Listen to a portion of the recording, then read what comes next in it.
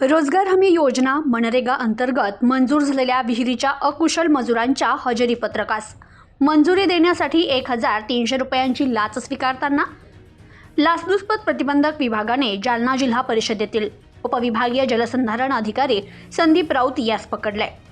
तक्रारदाराच्या वडिलांच्या नावे 2024 मध्ये जालना पंचायत समितीमार्फत मनरेगा योजनेअंतर्गत विहीर मंजूर झाली होती। विहिरीचं बांधकाम पूर्ण झाल्यानंतर त्याच्या अकुशल मजुरांच्या हजेरी पत्रकाला मंजुरी देण्यासाठी आरोपीनं लाच मागितल्याची तक्रार करण्यात आली होती। त्यानंतर लाचलुचपत प्रतिबंधक विभागाच्या पथकाने जालना जिल्हा परिषद कार्यालयातील आरोपीच्या दालनात सापळा रचला। त्यावेळी कार्यालयातील टेबलाच्या ड्रॉवरमध्ये लाचेची रक्कम ठेवताना पोलीस निरीक्षक कोमल शिंदे यांच्या पथकानं त्याला पकडले। आरोपीच्या अंगझडतीत लाचेची रक्कम, एक आयफोन आणि अतिरिक्त 14,600 रुपये रोख जप्त करण्यात आले।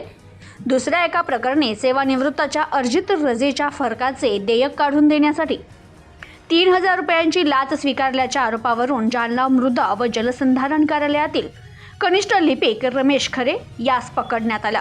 तक्रारदार हे मृदा व जलसंधारण विभाग जालना येथून सेवानिवृत्त झाले। त्यांच्या 300 दिवसांचा अर्जित रजेच्या रकमेच्या फरकाचे 3,04,630 रुपये सहाय्यक जिल्हा जलसंधारण अधिकारी मृदा व जलसंधारण विभाग जालना यांच्या कार्यालयात प्रलंबित होते। त्यांच्या तक्रारीवरून लाचलुचपत प्रतिबंधक विभागाच्या पथकाने कार्यालयात सापळा लावला होता। त्यावेळी तक्रारदाराकडून लाचेची रक्कम स्वीकारताना आरोपीला लाचलुचपत प्रतिबंधक विभागाचे पोलीस निरीक्षक शरदचंद्र रोडगे यांच्या पथकानं त्यास पकडले। Bureau report, news today 24, Jalna.